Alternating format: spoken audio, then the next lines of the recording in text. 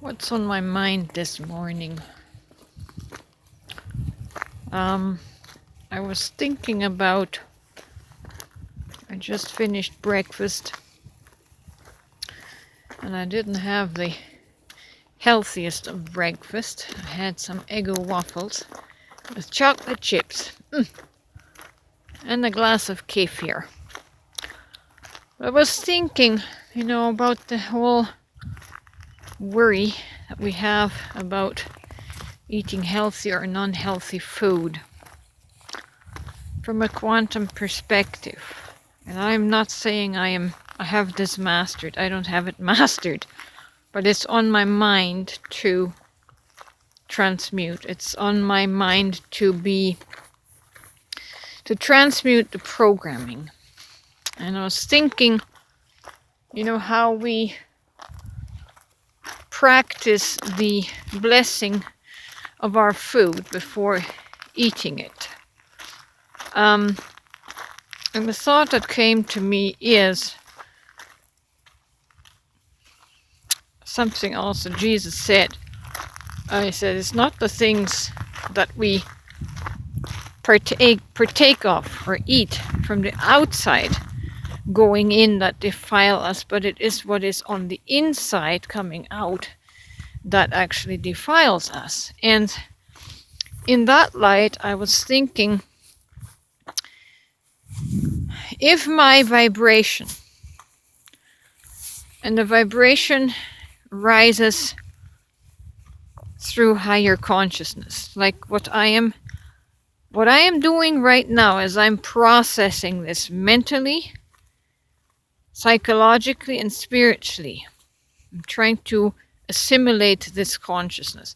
As I'm processing the subject matter, I am in the process of raising my consciousness, which raises my vibration. We have to change the programming. Like the programming that is in the subconscious mind is, well, if I eat processed food, it's bad for me. Okay? That is what we have learned from all that information that is out there talking about which foods and which things are bad for us. And that is the programming that is inside of us that actually affects our vibration, that actually causes our sickness. So it is not the food that we eat, but the vibration and the programming that we believe that makes it so, that manifests in a negative outcome. So what I am thinking about this morning, the thought that came to me is, if I can have and hold a higher vibration within my body, within myself, then I no longer have to pray over the food that I am taking into myself, because energetically, whatever the vibration the food is, would be overtaken by my inner vibration. And if my inner vibration is higher due to a consciousness that is higher than my subconscious programming, for example, Jesus used this example actually in the Bible. If you drink poison, it will not harm you. But you can only do that if your internal vibration and consciousness is higher, supersedes your subconscious programming.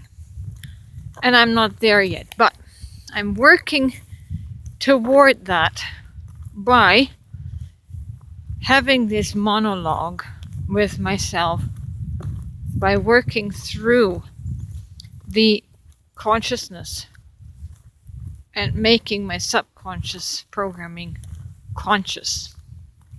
and how that aligns and compares with quantum, with the quantum energy. So there should come a point where I no longer have to pray over food because I'm believing it is bad for me. It could harm me. See, even that prayer comes from a vibration of fear. The fear that what I'm eating, if I eat those waffles, those carbs, they're gonna be bad for my body. But that is the subconscious programming that my body is running on at the moment, and why I would feel the effects. It's basically a self-fulfilling prophecy. So the body always aligns itself to our subconscious programming. But if we can override that with a higher consciousness, which says even if you drink something poisonous, it won't harm you. You can't mentally assimilate that. It has to be consciously assimilated. Then it won't matter. You won't have to pray. You won't have to fix the vibration of what you're taking in order to align with your body. Your body is going to fix the vibration of what you just put in your mouth, if that makes sense. So, yeah. I've got a ways to go with that, but it's somewhere, it is a place I want to eventually achieve. And not meaning to be reckless in any way, but it's not about reckless. It's about freedom from the fears that we hold about what we eat, right? It's always about freedom from the fears, the subtle subconscious fears that are stuck and held in our body. Can we supersede that? Can we transcend those fears in that program?